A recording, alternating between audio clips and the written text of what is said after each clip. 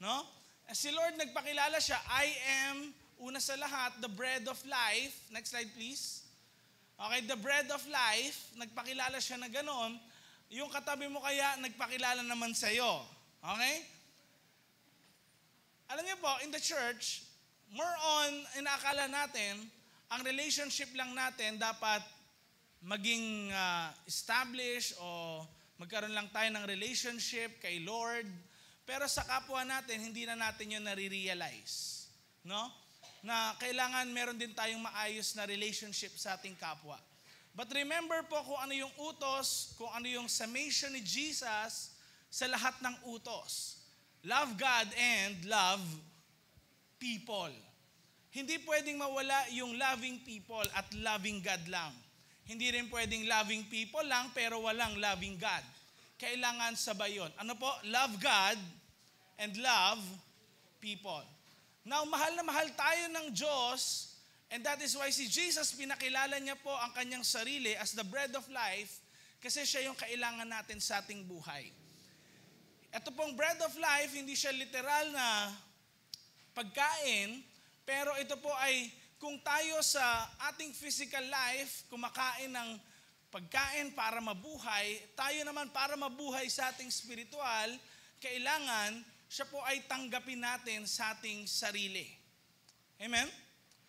And hindi tayo makakakain ng isang bagay kung wala kang tiwala doon sa kakainin mo. Tama ba yon? And kailangan natin pagtiwalaan si Jesus para sa ganun po tayo ay magkaroon ng magandang buhay. Now, si Jesus din po nagpakilala bilang the light of the world. Alam natin sa ating mga sarili na ang hirap po mabuhay kapag walang ilaw o wala kang nakikita. Try mo na lang na makipag-appear ka kung patay ang mata mo o nakasarado ang mata mo. Ano? Try mo na lang na makipag-usap kung wala kang nakikita. Napakahirap po. Ano? Hindi mo alam kung sino ba yung nasa harapan mo. Hindi mo alam anong sinasabi nila, sino ba talaga yun. No? Maraming mga bagay na ganyan. Ang hirap po maglakad, mabuhay, kung walang ilaw. Kaya nga tignan nyo po kapag nagkaroon ng brownout sa isang lugar, nasa ng mga tao? Nasa labas. Di ba? Ang hirap ho. And si Jesus, pinakilala niya ang kanyang sarili as the light of the world kasi sa mundong ito, maraming kadiliman. Laganap ho ang kadiliman. Pero siya, makikita natin sa kanyang buhay at doon sa kanyang mga sinasabi kung paano nga ba tayo dapat mamuhay sa mundong itong puno ng kadiliman. Ang sunod naman po ay kanyang pinakilala ang kanyang sarili bilang pintuan. The door. Sabihin nga natin, the door. Alam niyo po, sa kanya nanggagaling lahat ng opportunity ng ating buhay. May it be a promotion, may it be something na good life para sa iyo. Siya po yung nagsasara at nagbubukas nun sa ating buhay. Now, bilang pintuan, siya po yung tanging daan para sa ganun po ay magkamit tayo ng masaganang buhay na nagmumula sa Diyos. Now, alam niyo po, connected ito dito sa next na pagpapakilala niya sa kanyang sarili. Ano yon? Last Sunday, sino nandito? Amen? Pinag-usapan po natin yung about the good shepherd. Ang good shepherd, pagdating sa kanyang sheep, inaalagaan niya ito. Meron itong resting place yung mga sheep niya. At yung shepherd nakabantay sa pintuan. Para sa ganon, anuman yung mga masasamang loob, kahit masasamang hayop yan, magnanakaw, hindi ho sila makakatalon dun sa bakod, not unless dumaan sila saan? Sa pintuan at dun sa shepherd.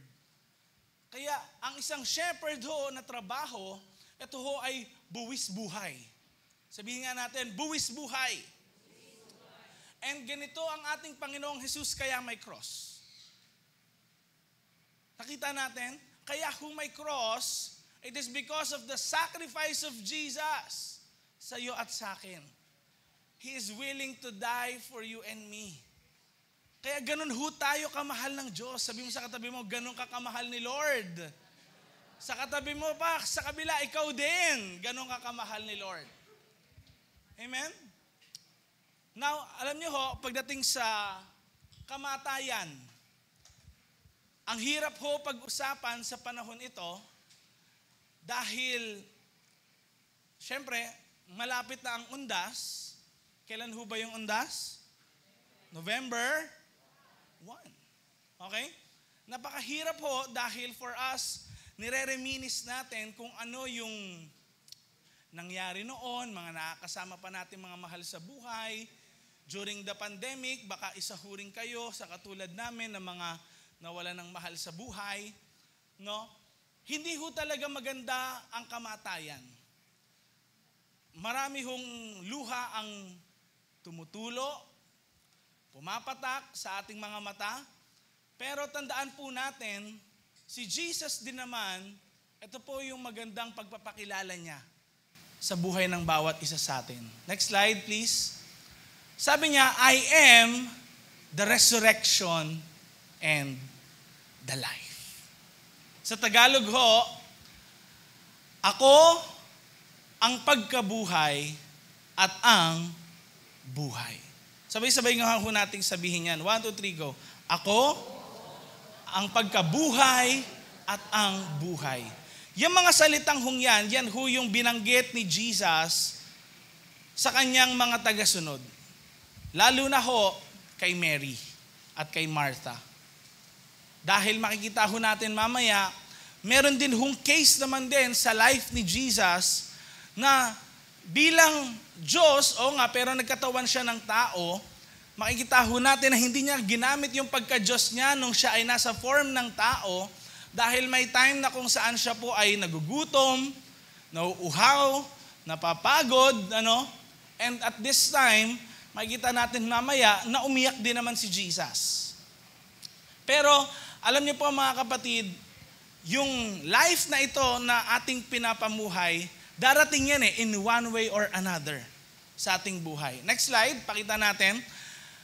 Ito yung life cycle natin. Pinanganak ka, nasa sinapupunan ka pa lang ng nanay mo, hanggang sa maging baby ka, tumanda ka, naging elementary student, college student, di ba? Tapos, nakakuha ka na ng degree mo. Then, nag-work ka na. Then, nung nag-edad-edad ka na rin, nakakuha ka ng maraming pera, nakapag-ipon ka, no? And then, tumatanda ka palalo, sumasakit na ang likod, marami nang nararamdaman, naka-wheelchair ka na lang, and then, we will all face death someday. Mga kapatid, sa ibang mga tao, ayaw na ayaw nilang ituro ang kamatayan o pag-usapan ang kamatayan pagdating sa church. Kasi sa church, madalas ang iniisip natin, para kaya naman ako umatin dito sa church para ma-encourage lang ako, kasi hopeless na buhay ko. Pero hindi natin nare-realize na when it comes to death, pagdating sa church, walang death kay Jesus. Walang death kay Jesus. Bakit? There's always this called resurrection. Sabihin nga natin, resurrection. Now, of course, meron tayong mga cases sa buhay natin na nakikilala natin, mga ibang tao, hindi naman sila matanda, pero namatay na sila. May mga ganyan na cases. Pero mga kapatid, kailangan nating tandaan na ang buhay natin, meron din talagang hangganan. One thing is for sure, lahat ng tao ay mamamatay. Isa nga pong Amerikano, si Benjamin Franklin, ang sabi niya, in the world, nothing is certain but death and taxes. Kasi dito nagbabayad ng tax sa gobyerno, di ba? Laging may kaltas, sure yun. Okay? Pero another thing na sure daw, ayon kay Benjamin Franklin, ay kamatayan. Now, it is sure na mangyayari sa atin. Some of us, next slide, pwede naghihintay na lang ng oras natin or hindi natin alam kung ano yung oras natin. O kaya ito yung bagay na kinakatakutan natin, ang kamatayan. Ito kasi yung bagay na kung saan nakakapagpalungkot sa atin kapag naiisip ulit natin yung mga bagay na yon. Alam niyo po, hindi tayo nag-iisa. Kung iniisip natin na hindi naman nakaka-relate si Jesus sa akin, kasi baka nung time niya naman, di ba? Nung time niya naman, puro miracles ginagawa niya. Remember, sabi rin po ng mga ibang scholars, meron sila ngayong hunch or sinasabing idea, bakit nga pala si Jesus, hindi nababanggit na yung tatay niya pagdating nung tumungtong na siya sa ministry. Hindi na nababanggit si Joseph, di ba? Perhaps there's this time na meron din namang mahal sa buhay na nawalan si Jesus ng mahal sa buhay. Yung ganun, ano? And then, there came a time in John chapter 11, next slide, verse 1 to 26, gusto ko po sa inyong kwento na lang po, yung unang part na ito, dahil this is a very long story. Meron pong 3 kababata si Jesus. And they are named Lazarus, Martha, at saka si Mary. Pwede niyo po bang banggitin sa akin? Sabay-sabay. 1, 2, 3, go. Lazarus, Martha, and Mary. Yan pong 3 yan yung best friend, childhood friend ni Jesus, no? And talagang malapit sila kay Jesus. Kahit saan pumunta si Jesus, tinutulungan din nila sa ministry, ganyan. And they are really eager, to listen sa mga turo ni Jesus. Now, there came a time na kung saan meron pong sakit si Lazarus. Yung pinakamatanda, sabi ng marami, sa mga magkakapatid na yan. Now, ano ang nangyari? Alam mo po, si Jesus nung time na yon, dahil nga, syempre, He is in human form, nung nalaman niya yon, hindi naman talaga rin siya nagre-react. Pag may sakit, di ba, parang iniisip din natin, baka lagnat lang, no? Normal lang yan, na nagkakasakit talaga tayo. Pero alam niyo po, si Jesus, nung pinapapunta na siya, binalita sa kanya yung ganong bagay, very calm. Actually, nagstay pa siya ng ilang araw dun sa lugar kung nasaan siya, at saka lang siya pumunta. Nung matagal na po na oras o panahon. Siyempre, pagpunta niya, patay na si Lazarus. Pero alam niyo po, yung si Jesus nung nabubuhay siya, pinakita niya kasi sa atin, paano ba talaga tayo dapat mamuhay bilang tagasunod niya? Na meron tayong tiwala dapat sa Kanya. Darating ang death, darating ang di magagandang mga bagay, pero still, kailangan manampalataya tayo sa Kanya. Now, ano po ang nangyari? Dahil sa Jewish culture at that time, kapag po halimbawa may namatay, wala hong burol. Di ba sa atin, tumatagal yung iba, 2 linggo, di ba, 3 linggo, kasi kulang pa daw yung babayaran, ganyan. May mga ganun sila ngayon sa panahon natin. Pero noon po, pag namatay ang isang tao, diretso libing. Okay? So ganun ho nangyari. Now, si Jesus pumunta, then nabalitaan ni Martha. And then, lumapit si Martha sa kanya. Next slide. Ano ho ang sabi ni Martha sa kanya? Sabi ni Martha kay Jesus, Lord, kung nandito po sana kayo, di sana namatay ang kapatid ko. Any one of us, alam natin na kung si Jesus talaga dumating sa buhay natin, nandiyan siya, di ba sana kumilos siya? At times, nung meron po kaming mga mahal sa buhay or mga kaibigan din po na nasa banig ng karamdaman, tapos 50-50 daw, ang prayer ko kay Lord, Lord, sige po, nawa po, kumilos kayo. And then of course, nangyari yung bagay na yun na di maganda, alam niyo po, sinasabi ko, Lord, para ako rin si Martha. Lord, parang pwede nyo namang gawin yun eh. Pwede nyo namang iligtas sila, di ba? Pero bakit kaya hindi nyo ginawa? Ngayon, Si Martha nagsasabi, Lord, kung nandito po sana kayo. Nare-recognize niya yung kapangyarihan ni Jesus. Hindi sana namatay ang kapatid ko.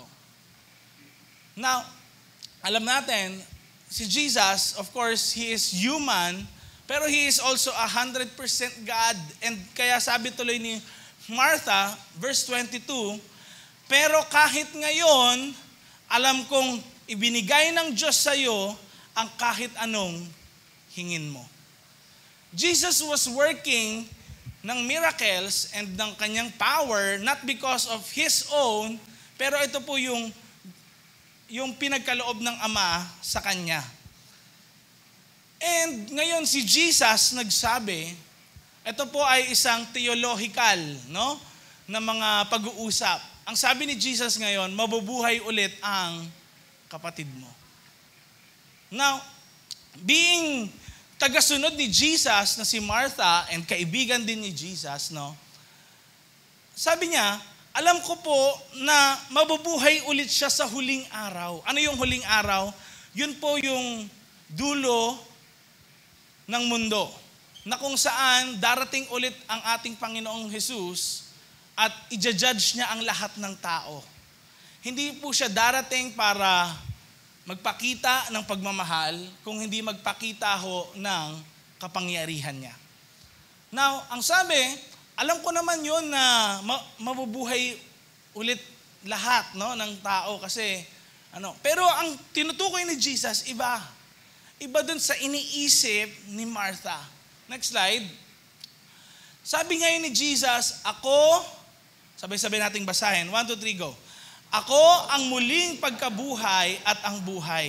Sabi ni Jesus, mabubuhay ang lahat ng nananalig sa akin kahit mamatay sila. At kahit kailan, di mamamatay ang lahat ng nabubuhay at nananalig sa akin. Naniniwala ka ba dito? Alam niyo po, itong ginawa ni Jesus na ito o gagawin niya, ito ho ay hindi pa yung muling pagkabuhay. Pero ito yung parang alam niyo, parang patikim kung anong mangyayari sa hinaharap. Sabi nga natin, patikim. Kung ano yung mangyayari sa hinaharap. Yun, na kung tayo ho, iniisip natin na parang, okay, nag-resurrect na noon, parang baka di na gawin ni Lord. Hindi ho. Meron hong mangyayari sa hinaharap na kung saan mararanasan natin. Now, ano ang ibibigay ni Jesus bilang the resurrection and the life? Ano yung gusto niyang ipahatid na mensahe sa buhay ng bawat isang nakikinig sa Kanya? Tandaan niyo po, hindi yan nilagay ni Matthew dito, ni John dito, yung tungkol sa I am the resurrection and the life, kung walang gusto si John na ipahatid sa lahat ng bumabasa. Number 1, ano yon? Nagbibigay siya ng pangako ng pagkabuhay. Pangako ng pagkabuhay. Now, sino dito ang gustong mabuhay? Siyempre, kung gusto mo nang mamatay, di ba, delikado yun. No? Lahat tayo gusto nating mabuhay. As much as possible nga, yung iba sa atin nagpapa-stem cells, di ba? Yung iba sa atin nagpapaganda, yung iba sa atin talaga nagiging vegan, no? Hindi kumakain ng makolesterol, pampa-high blood, di ba? Para lang mabuhay ng matagal. Amen?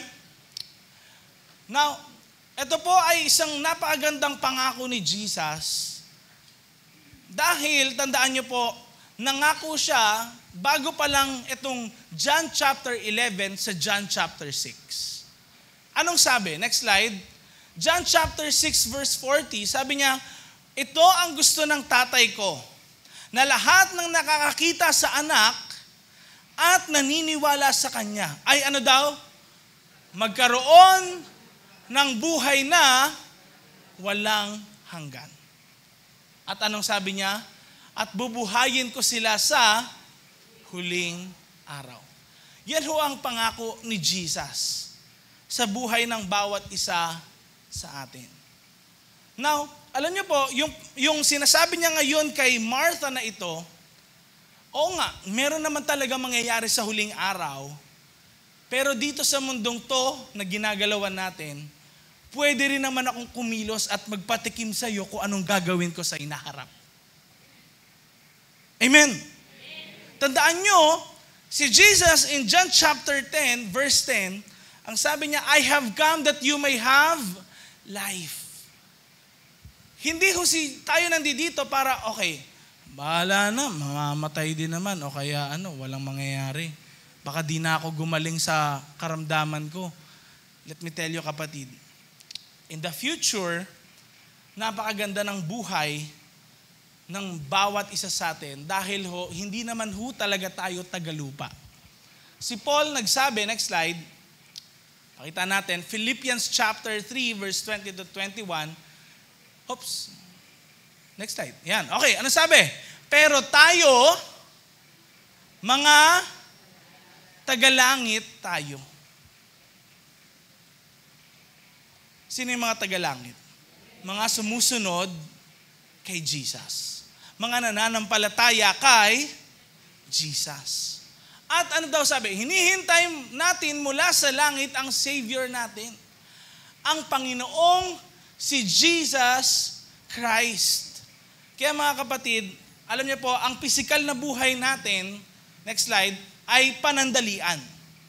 Ngunit ang buhay kay Kristo Jesus ay eternal o panghabang buhay. Kung inisip ho natin na ang life lang natin ay gagarampot lang. For some, sa mga Filipinos ngayon, marami pong namamatay, wala pang age ng 50. No? And yung age of life expectancy, napakababa ho kung ikukumpara sa ibang bansa. Noong 2016 ho, nasa Canada po kami, nagulat ako na pang number 2 pala yung lugar ng Canada sa life expectancy. Tanungin niyo po sa akin, ano yung life expectancy sa lugar na yun? 96. Ibig sabihin, majority ng mga tao nabubuhay ng ganun katanda. Or mas matanda pa sa age na yun. Now, bakit kaya? Ano ang meron? Ano ang meron kay Christ? Bakit kaya sinasabi niya ngayon na ako ang muling pagkabuhay? Binibigyan niya po tayo ng pag-asa. Kung nakikita mo na parang, oops, ang buhay ko ngayon, parang walang pag-asa kasi, di naman maganda. Sa dinami-dami ng tao sa mundo, ako pa nagkaroon ng sakit na to. Sa dinami-dami ng tao sa mundo, dito pa ako nabuhay sa ganitong klaseng buhay. Let me tell you, si Jesus hindi pa tapos sa buhay natin. Amen? Kaya actually, one of the things na meron ang lahat ng relihiyon ay meron silang afterlife. Bakit kaya? It gives us hope that in the future, merong mas better na buhay sa atin.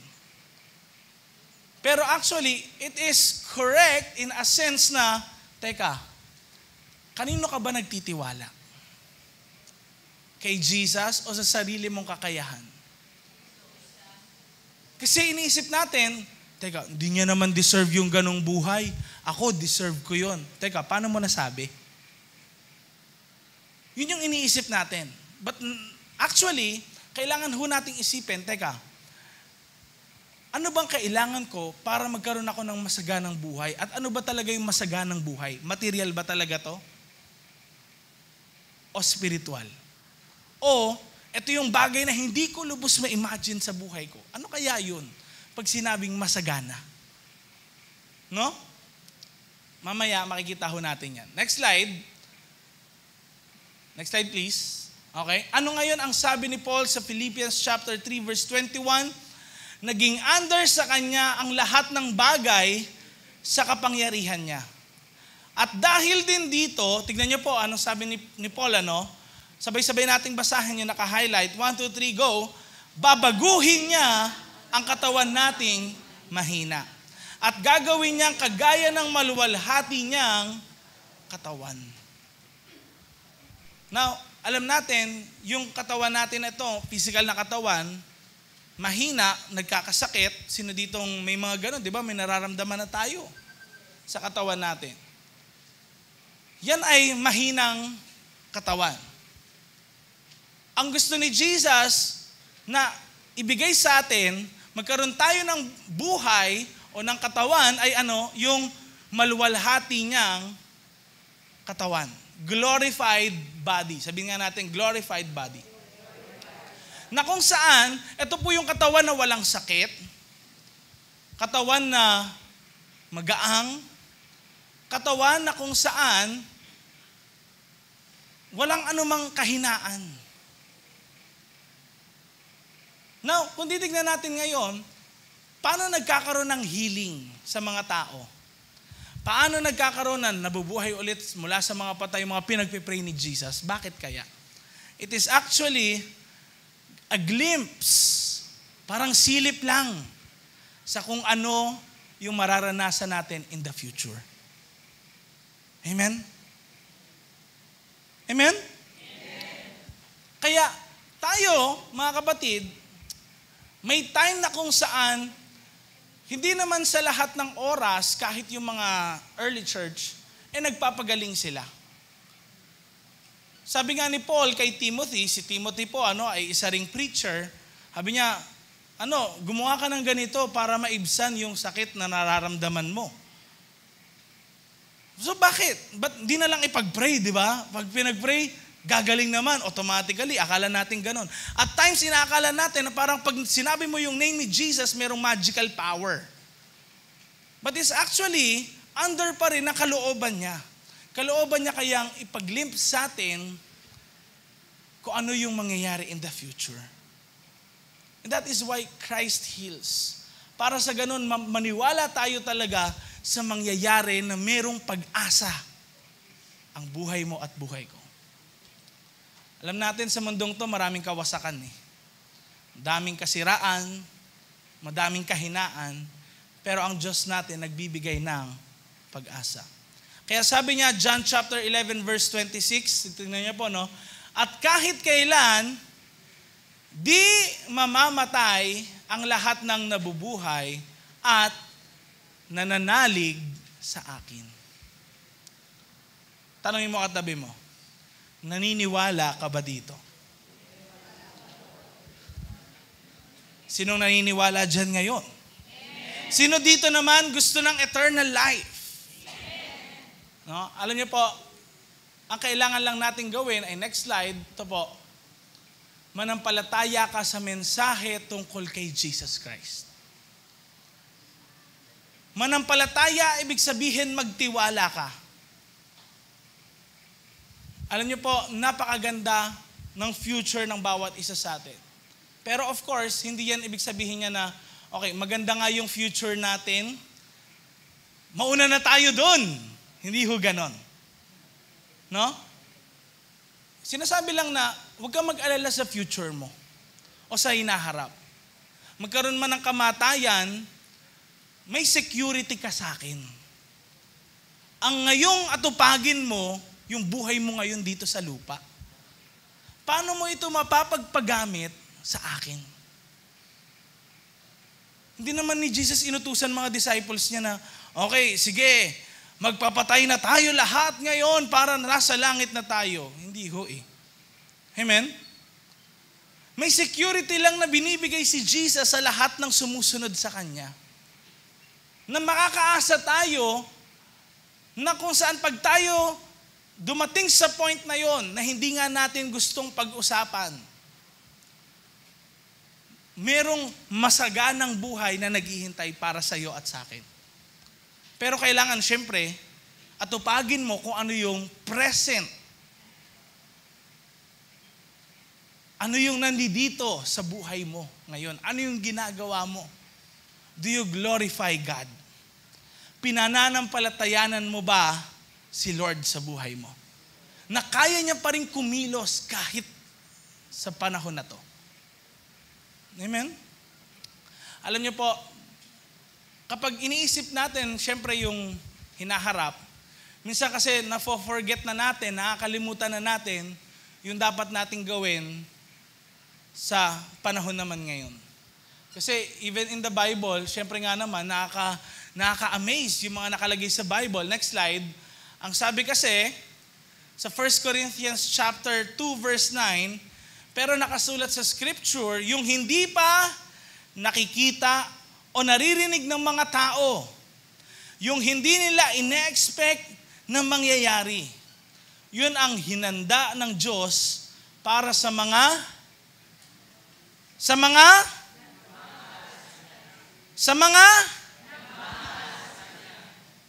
sino ito ng last Sunday? Last Sunday, remember, tinanong ni Jesus si Peter, Peter, do you love me?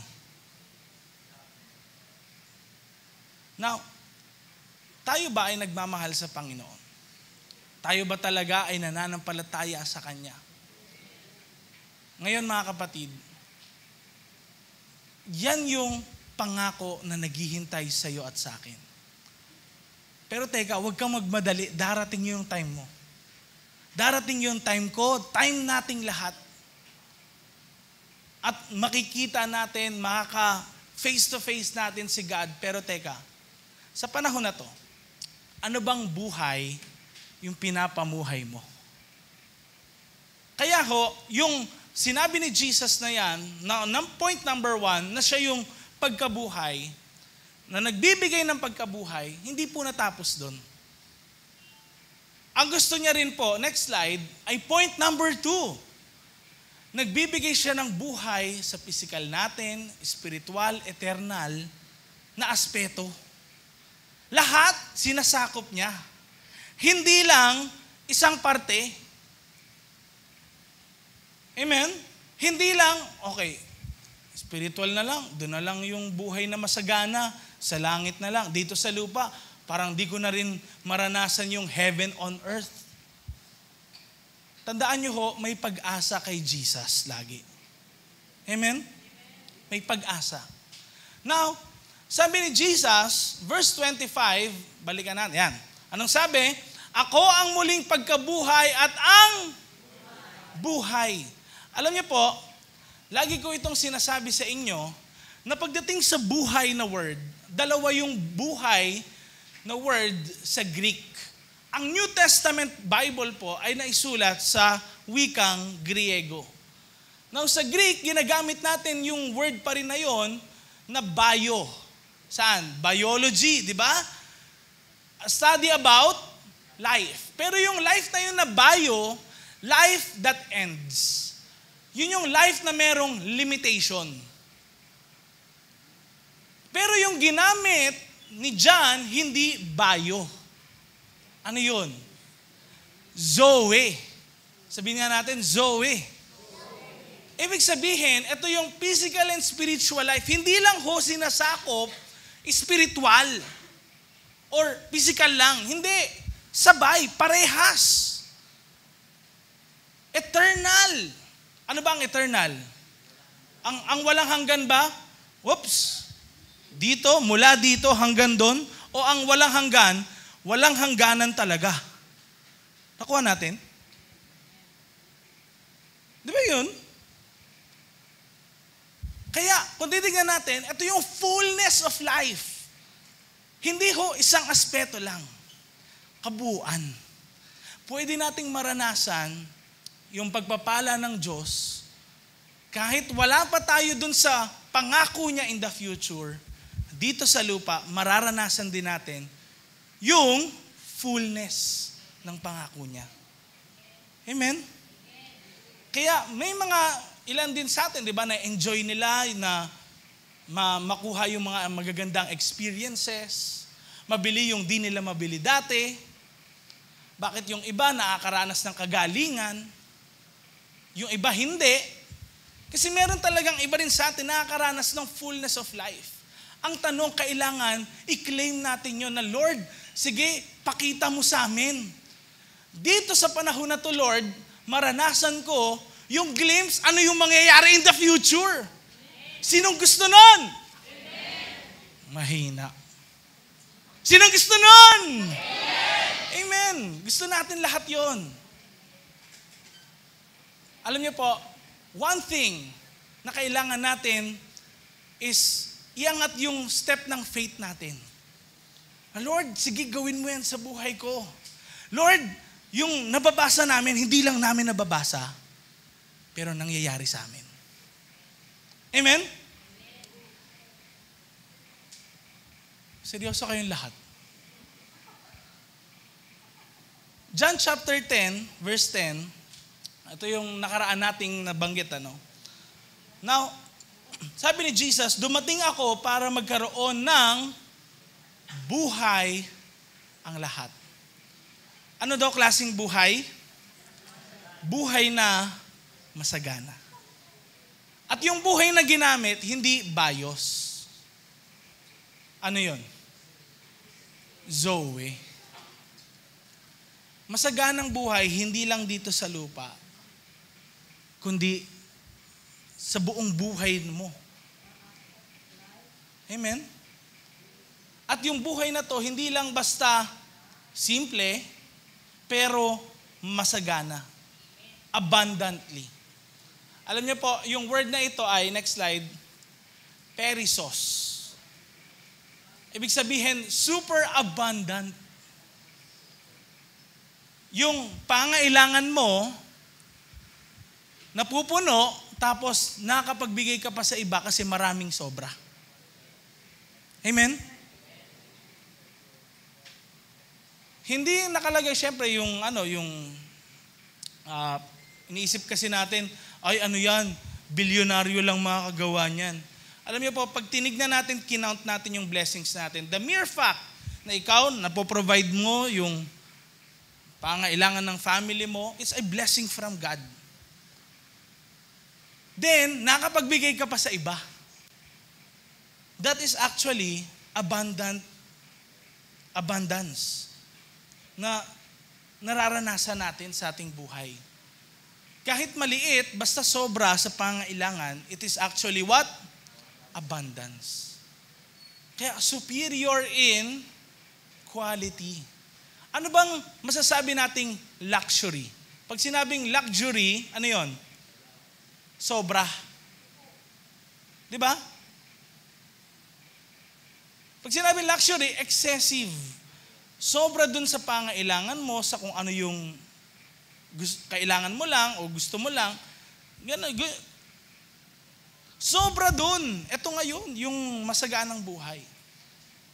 Kaya, kung makikita natin, ito yung mga kapatid, yung bagay na kung saan tayo ngayon, pwedeng iparanas pa rin sa atin ni Lord sa kapanahunan natin yan. Kaya marami hong nag-a-arise ngayon din, mga Christian businessman. Nung kamakailan lang ho, nagkaroon ng business as mission. Nagulat ho ako dahil ang kwento rin, nung isang speaker, naka-attend ho kasi dyan yung si Cams from PBS po, kwento niya, sabi nung isang speaker, sa company daw nila, ang ginawa niya, walang pasok pag linggo yung mga trabahador, no? Then pag Monday, half day lang yung yung trabaho nila. Kasi yung other half, dun sila nagba-Bible study, no? Nagme-memorize ng memory verses, ganyan, no? And then other half, trabaho na ulit sila. Pero yung buong araw na yun, same na sahod yun. And then meron namang isang businessman, sabi niya, alam mo sa akin, kahit yung janitor sa factory ko, times 2 sa minimum wage yung sahod. Tatanungin sa akin, ano pong yun? Anong kumpanya kaya yun maka-apply? No? Ang dami ho. Yung mga MX3, China Bank, Gandang Kalikasan. Ang dami ho. Generics Pharmacy at iba pa. Nagulat ho kami. Kasi marami palang ganun ng mga nag-a-arise na kung saan, wow, ginagamit talaga nila yung wealth to really help people. And kaya sila lalong pinagpapala ni Lord kasi Nakikita eh. Sabi niya, bakit ganito sa Philippines? Yung BMW ko, nung nasa London ako, isang gulong lang noon, pwede kong ibenta, 5 bahay na yun sa Pilipinas. Sabi niya ganun. Ngayon, ginawa niya yung business niya, pinantulong niya sa mga tao talaga. Then nung kumuha siya ng mga tao, nalaman niya may mga utang, alam niyo po ginawa niya, binayaran niya lahat ng pinagkakautangan. Sabi niya, wag na kayong mangungutang ulit sa 5-6. Sabi nga gano'n, ano? Wag na kayo ulit mangungutang kasi mababaon kayo sa utang. Kapag kayo umutang pa ulit, kukunin ko yung card nyo. Sabi niya gano'n, ano? Kasi ayaw niya na yung mga nasa under niya may utang. Tapos, ito nangyari, masabi, may time na kung saan ayaw daw sila ng SM, tanggapin ng SM, kasi pag Sunday, kailangan may bukas yung store, hindi sarado. No? Pero may time na kung saan pinayagan sila, pero babayaran pa rin nila yung pagrenta nila pag linggo. So, payag pa rin sila, pero pag Sunday dapat wala, kasi nasa church dapat ang mga empleyado. So ngayon, ano nangyari? May mga nalaman siya, mga empleyado niya, mga, ang tawag sa ganon, yung hindi pa kasal? Live-in. Nalaman niyang ganon. Para daw magpakasal, binigyan niya, okay, yung mga magpapakasal, may 20,000 wedding benefit. Yung mga magkakaroon ng anak, meron ding additional benefit sa sahod. Anong ginawa nung lahat ng mga niya? Aba, tapos tinanong siya nung host. Sabi, Sir, paano kung malugi kayo? Di ba? Yun ang inisip natin. Sabi niya, so what? Kung malugi ako. Malugi kung malugi. Basta ginagawa ko yung pinapagawa ni Lord. Nagulat talaga kami kasi bakit? Ang iniisip kasi natin, di ba, kapag businessman, laging, sarili lang niya iniisip niya, empleyado, hindi. Pero makikita natin yung masaganang buhay, yun yung sa pagsunod natin kay Lord, ginagawa rin natin, sinishare natin sa iba pala. Kaya, kung makikita natin, may masagana kang buhay. Paano yung nakikita ng mga tao around you? Amen? Kaya kang gamitin ni Lord sa mga maraming mga tao. Sabi mo sa katabi mo, ikaw rin gagamitin ka ni Lord sa marami. Sabi mo sa kanya, makakaranas ka ng masaganang buhay. Amen. Now, ang tanong sa bawat isa sa atin, dahil tayo po ay tumatanda, next slide, tayo ba ay masaya o malungkot? May time siguro, sabihin nyo, may time na masaya rin, may time na malungkot, no? May time na ganito, may time na ganyan. Pero mga kapatid, ang i-claim natin kay Jesus is, Lord, kung ano man yung situation ng buhay ko, masaya man o malungkot, mag-glorify kita. Maluwalhati kita. Mamakita ng mga ibang tao sa buhay ko, yung kasaganaang ginagawa mo sa akin, para sa ganon, mabahaginan ko sila kung ano yung ginawa mo sa buhay ko. And that is actually po, masasabi na natin ngayon, wala pala talagang masasabing full-time, quote-unquote. Kasi iniisip natin, pag full-time, kailangan nasa church ka, nagpipreach, di ba? Akala natin ganun lang, no? Yun lang yung full-time. Full-time is actually, kahit nagwo-work ka, you are doing that ministry. Na, sige, dito magiging blessing ako sa lahat ng empleyado, sa lahat ng ka-work ko, sa boss ko, kahit din sa mga empleyado ko kung boss ka, lahat ganon.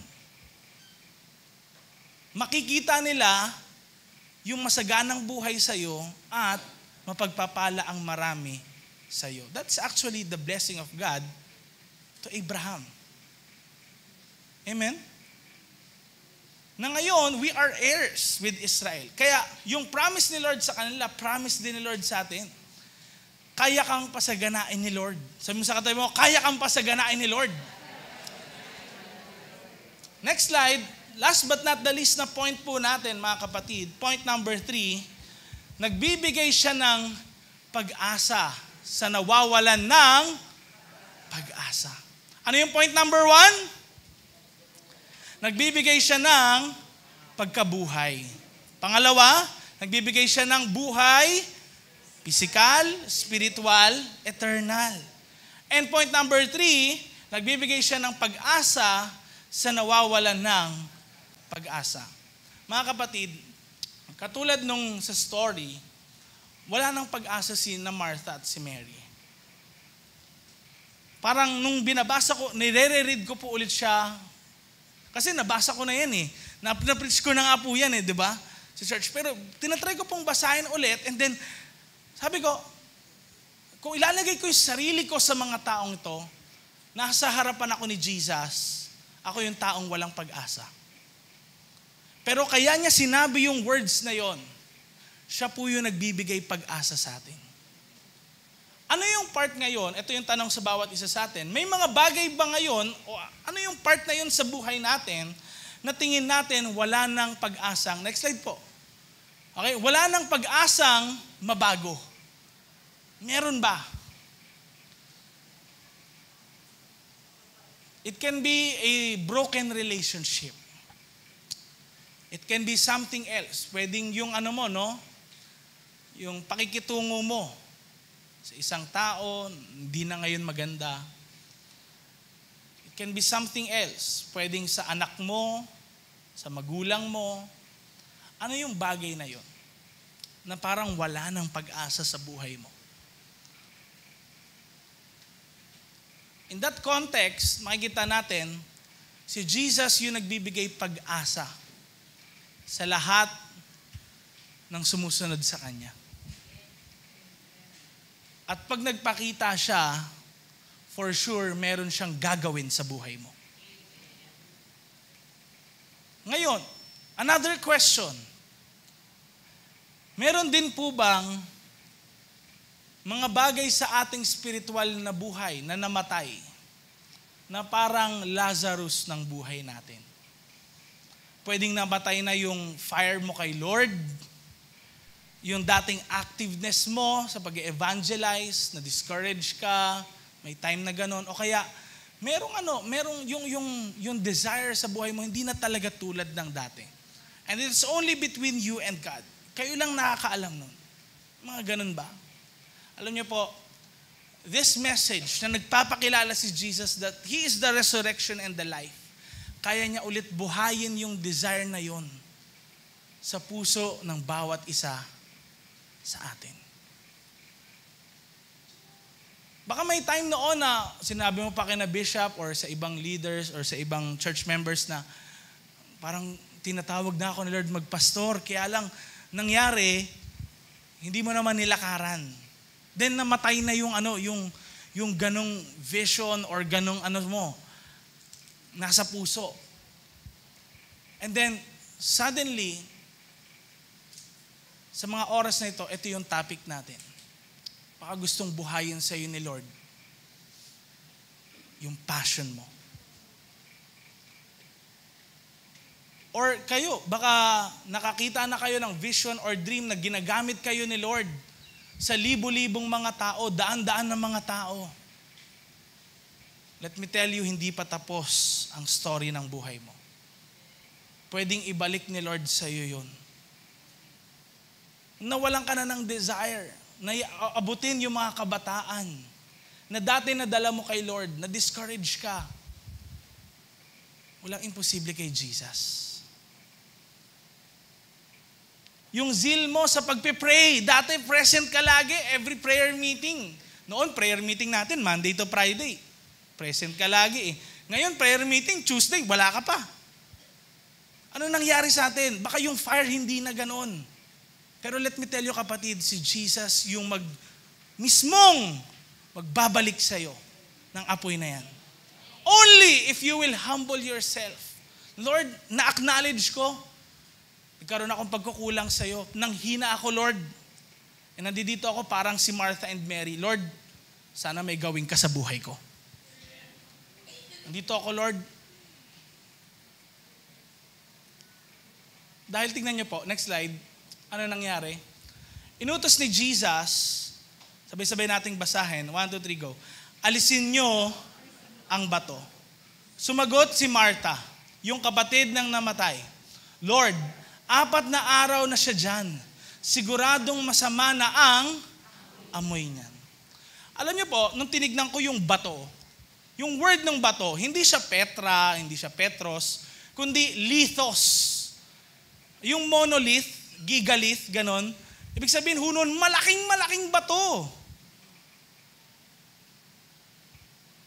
Malaking bato ho yung ibig sabihin nun. Na hindi basta magagalaw. Hindi basta mauusod. And perhaps bago magkaroon ng miracle sa buhay natin, kailangan ma-move muna yung malaking bato na yon sa ating buhay. Ano nakaharang sa muli mong pagpapagamit kay Lord? Sa revival mo. Ano nakaharang diyan sa fire na nasa puso mo dati, na ngayon aandap-andap na lang? Anong nakaharang diyan, kapatid? Baka para kang si Martha, na Lord, 4 na araw na siya dyan. Ang Lord, kabisado ko na yan.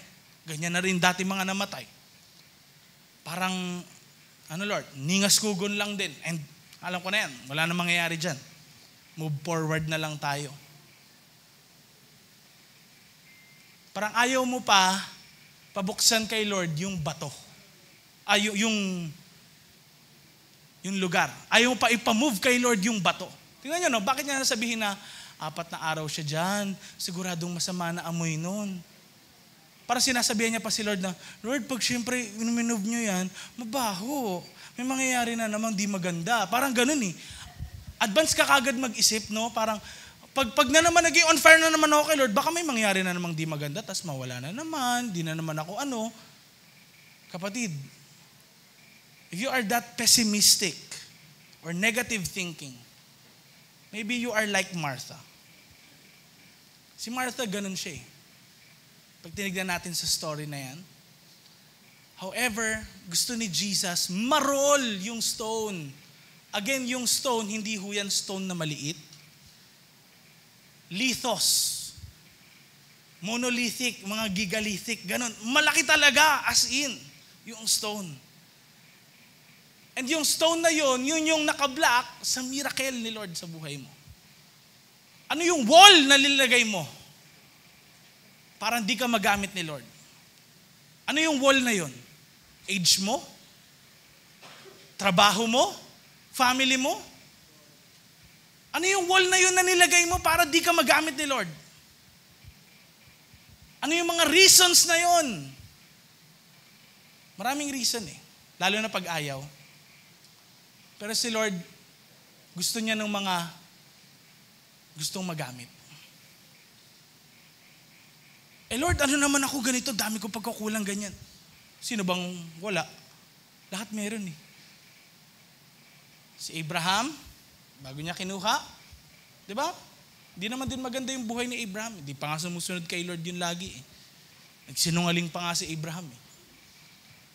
Jacob, nanloko, di ba? At marami pang iba. Si David, nagkaroon din ng kasalanan. Sino bang perpekto? Pero gusto ni Lord, yung mga susunod sa Kanya, yun yung, Lord, alam ko, wala akong mapagmamalaki sa buhay ko. Pero Lord, sige, gamitin mo na ako. Madami akong reason, Lord, dati. Pero ngayon, sige, i-roll mo na yung stone. Usod mo na yung bato, Lord. Kaya tignan nyo, after po nasabihin niya yung prayer, next slide, sabi niya, Lazarus! Lumabas ka. Alam niyo yung meaning ng Lazarus? Alam niyo po yung meaning ng Lazarus? The one who God helps. ang tinutulungan ng Diyos. Pero mo, even in that situation, pagtulong, pag-asa yung binibigay ni Jesus sa atin. Kahit napakatigas natin, pinipigilan pa natin yung kagustuhan niya. Katulad ni Martha.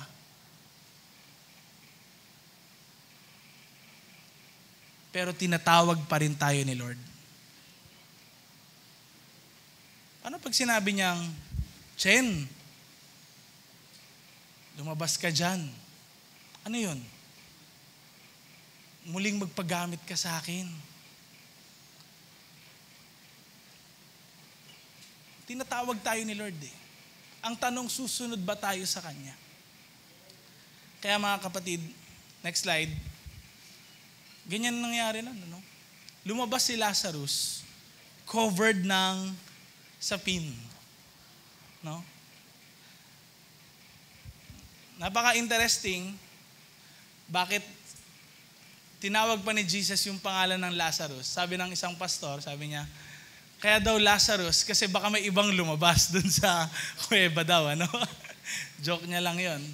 Now, pero makikita nyo, interesting, dahil nakita mismo nitong dalawang magkapatid na to, yung miracle na kayang gawin ni Jesus sa buhay nila.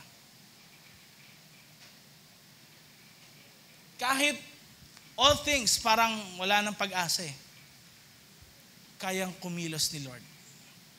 Amen? Next slide. Ang prayer ko po, at nawa maging prayer natin lahat, marol din yung unbeliefs and doubts natin sa buhay. Yun yung stone eh. Yun yung malaking stone na nakaharang sa atin. Na hindi ko magagawa yan. Hindi ko makakaya yan. Baka gano'n na naman. Baka mag-fail na naman. Yun yung unbeliefs and doubts natin sa buhay, mga kapatid. Gustong i-move away ni Lord yon at ipakita sa iyo na kaya niyang kumilos sa buhay mo. Amen? Tayo po ay manalangin. Nanayahan ko po kayong yumuko at pumikit. Sa mga oras na ito, ano yung mga unbeliefs and doubts mo sa buhay? Parang feeling mo, hindi na ito mababago sa buhay mo. Yung situation, hindi na ulit mababalik tulad ng dati.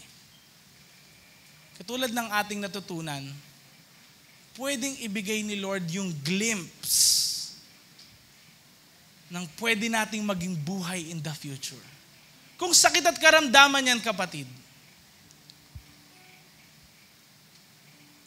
si Jesus ang nagpapagaling.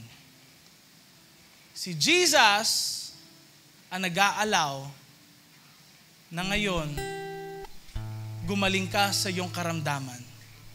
Paparanas niya sa iyo, kapatid, yung glimpse kung ano yung gagawin niya in the future na walang sakit at karamdaman, walang pananakit, walang pain and sorrow.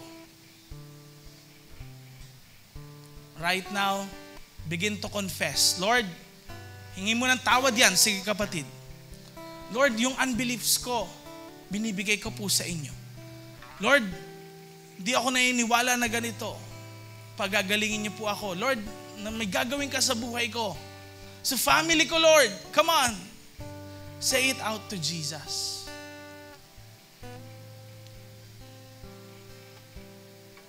Lumapit ka sa Kanya, kapatid.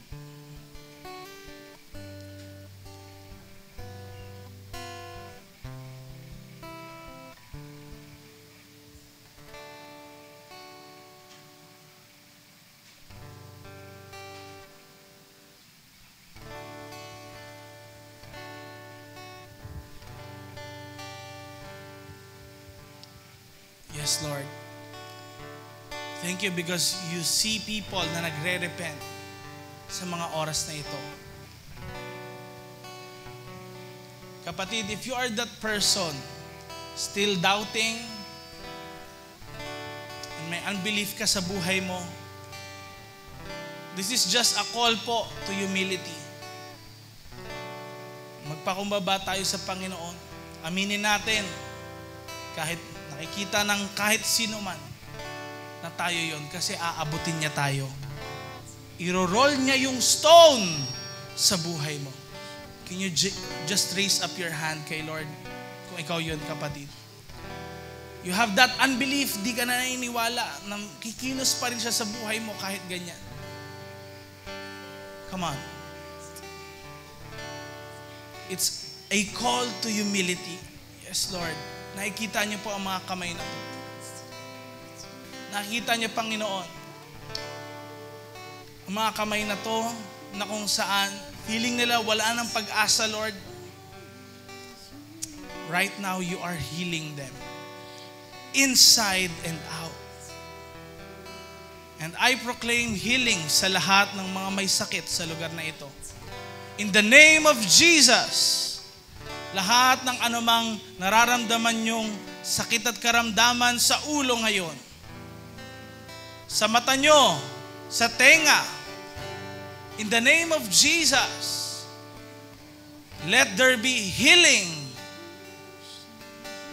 sa upper body, sa cardiovascular system, sa paghinga, sa puso, right now. Experience the power of God in your life.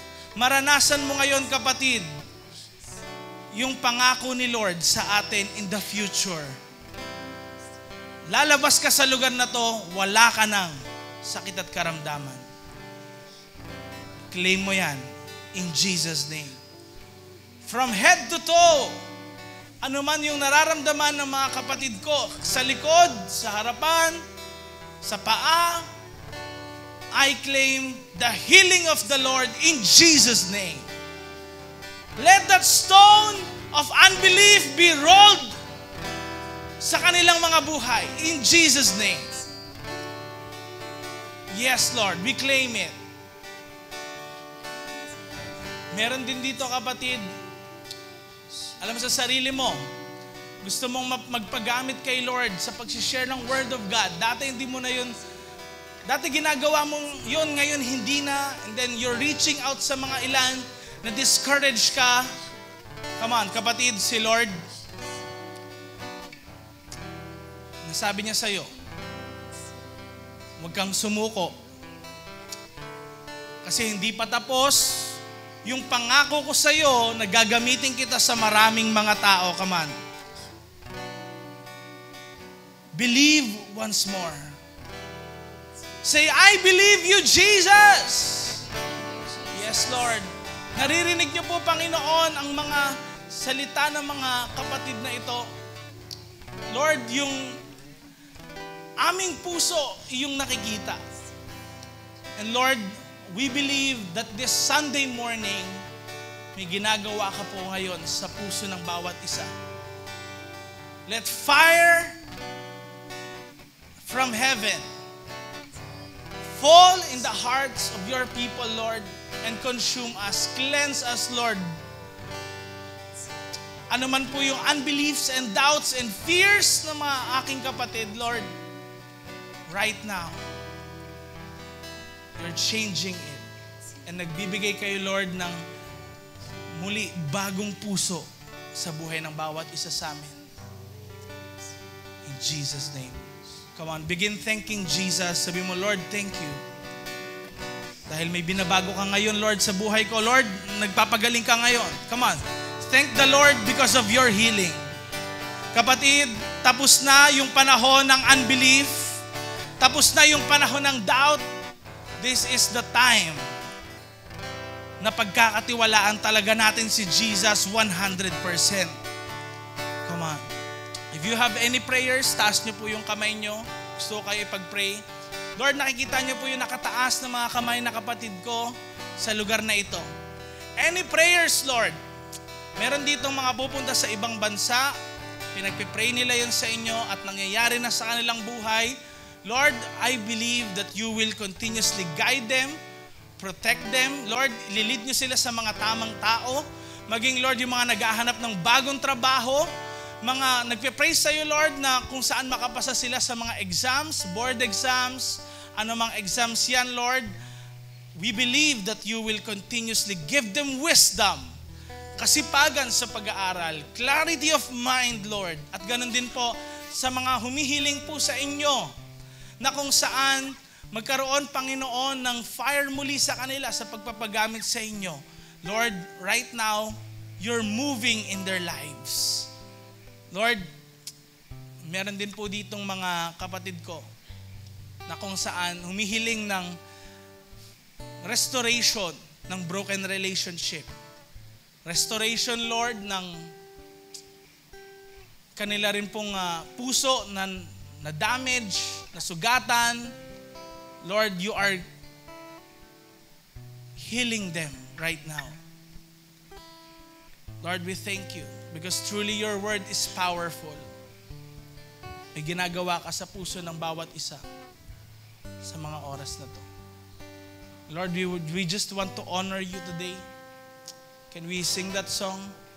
And I live to worship you. And I live Come on, let's sing it out.